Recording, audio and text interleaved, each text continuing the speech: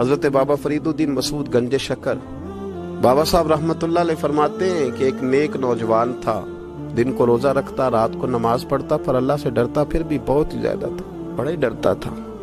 موت کا وقت آیا تو ماں ہی تھی بس اس کی، تو ماں سے کہنے لگا اماں میری ماں ہے، میرے ساتھ 3 وعدے تو کر۔ اس نے کہا پتر تو بتا، آخری ہج کی لے رہا ہے اور اس غریبنی ماں سے تو وعدہ لے رہا ہے، بتا کیا وعدہ۔ عرض کرنے لگا اماں جب میں مر جاؤں نا تو میرے گلے میں رسی ڈال کے تو مجھے گھمانا گھر کے صحن میں، اور لوگوں کو کہنا جو رب کی نافرمانی کرے اس کا یہی حال ہوتا ہے۔ یہ اعلان کرنا جو اللہ کے نافرمان ہوں ان کا یہی اشر کیا جانا چاہیے۔ اور اماں پھر دوسرا وعدہ کر، میرا رات کو جنازہ اٹھایا جائے، میں نہیں چاہتا کہ کسی کے منہ سے یہ لفظ نکل جائیں کہ وہ دیکھو اللہ کا نافرمان جا رہا ہے، رات کو میرا جنازہ اٹھانا۔ اور اماں تیسرا میرے ساتھ وعدہ کر کہ لوگ مجھے دفن کر کے آ جائیں گے تو میری قبر پہ چلی جائے گی، عمل میرے پاس کوئی نہیں، پر مجھے لگتا ہے ماں کے قدموں کی برکت سے عرش کا مالک بھی رحم فرمائے گا، اماں تو وعدہ کر۔ بابا صاحب رحمت اللہ علیہ فرمانے لگے کہ ماں، بوڑھی ماں نے وعدہ کر لیا، کہا بیٹے ٹھیک ہے، اگر تیری یہی ضد ہے تو میں تیار ہوں۔ پھر اس نے کلمہ شہادت پڑھا، اس نوجوان کی روح پرواز کر گئی۔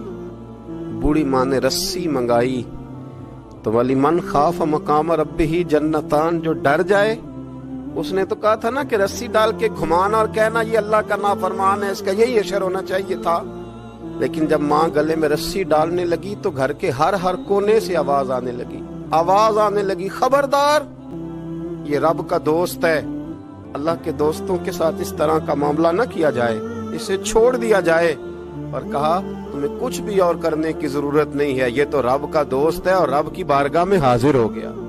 کوئی بندہ کہے گا کہ یہ تو ایک بابا فرید کا سنایا ہوا واقعہ ہے، سنیے، بخاری میں حدیث ہے، نبی پاک صلی اللہ علیہ وسلم نے فرمایا، حضرت ابو ہریرہ رضی اللہ تعالیٰ عنہ راوی ہیں، حضور فرماتے ایک شخص مرنے لگا تو اپنے بچوں سے کہنے لگا کہ میں جب مر جاؤں تو مجھے جلا دینا، اور پھر میرے جلے ہوئے وجود کو پیس دینا، پھر مجھے ہوا میں اڑا دینا۔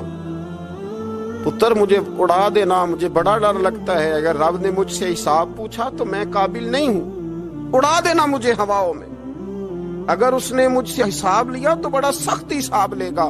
حضور فرماتے ہیں، بخاری میں موجود ہے، اس کے بچوں نے اسی طرح کیا، اس کے مرنے کے بعد اسے جلایا، ہوا میں اڑا دیا۔ اللہ کے محبوب فرماتے ہیں رب کریم نے حکم دیا زمین کو کہ اس کے ذرات کو جمع کرو، زمین نے ذرے جمع کیے، خدا نے حکم دیا تو اس کا وجود پھر سے اسی شکل میں آیا۔ تو رب کریم نے فرمایا یہ جو تو نے وصیت کی تو کیوں کی؟ اللہ جانتا ہے کہ نہیں جانتا؟ یہ کی تو کیوں کی؟